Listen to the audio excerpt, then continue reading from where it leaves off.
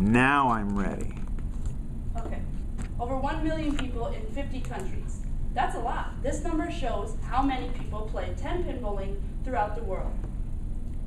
Most Americans only really know of 10-pin bowling. However, there are at least 3 other types.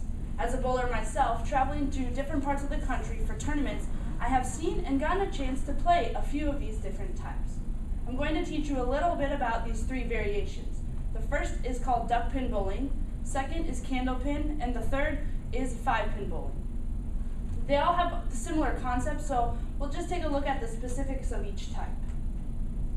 The first is called duck pin bowling, and it has the same rules as 10-pin bowling, so you get 2 turns to knock down all the pins, and if you knock them all down on the first shot, it's called a strike, and if it takes you 2 shots to knock them all down, it's called a spare. The highest score you can get is 300, which is 12 strikes in a row. Most of us know that. The main difference is that the ball and pin size in duck pin bowling is different. So the pin size here, these are duck pins. In comparison to a regular bowling pin, you can see that's about 2/3 of the size with similar width. This is a Canadian duck pin. They add a rubber band at the bottom for added weight.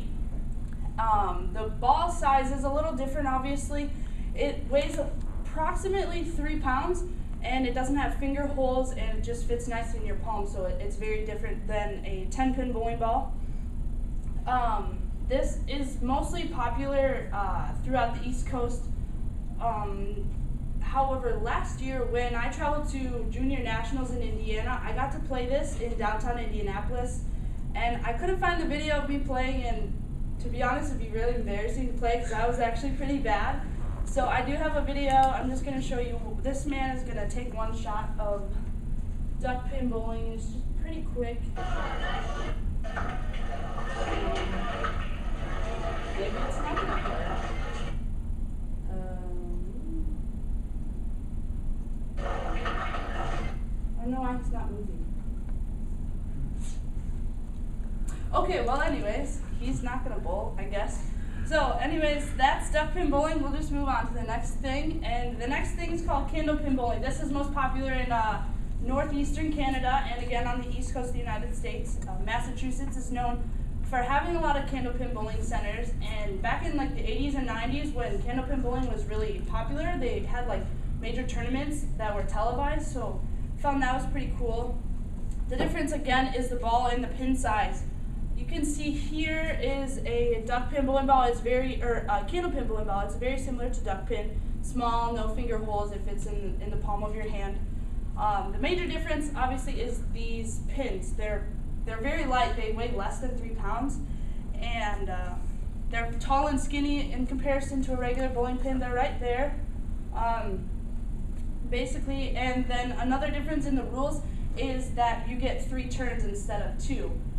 So you would think it would be easier, but there are 2 main differences that make this very difficult. 2 things is the ball and the pins, they're about the same weight. So when you throw the ball at the pins, it doesn't, they don't ricochet as much.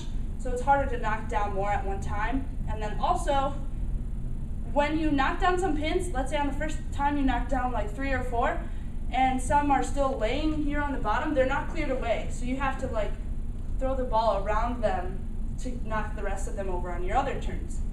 So that is very interesting about that. And then the third type of bowling I'm going to talk about is 5-pin bowling. It's only popular in Canada, but that was where it was invented, and it was designed to speed up the game of bowling to fit into a workday. So I found that very interesting. Even today in Canada, there are still major 5-pin bowling tournaments, so it's very popular even today. The difference is, again, ball is pretty standard. All 3 of these games have pretty standard bowling ball. It's very small, fits in your hand, no finger holes.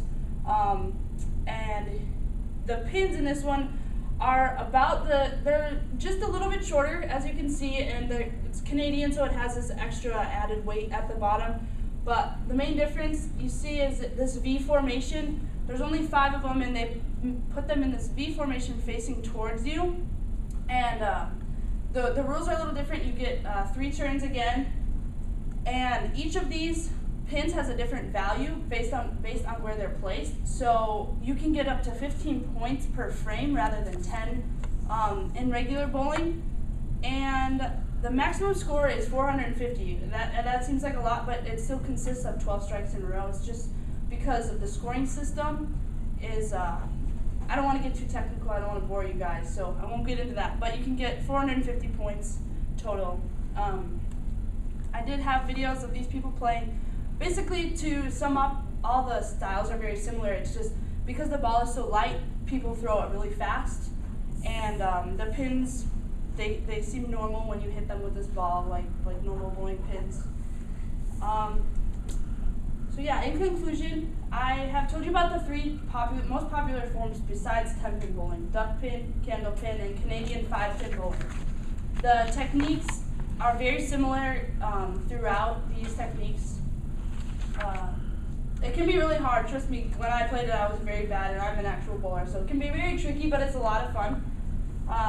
And I know, like, some of my friends that are bowlers internationally, they said that they have different variations of this in their countries where they're from. So, like, next time you travel, try to find some place that has these. It's a lot of fun to do with friends and family, and you never know, you might be the next big star.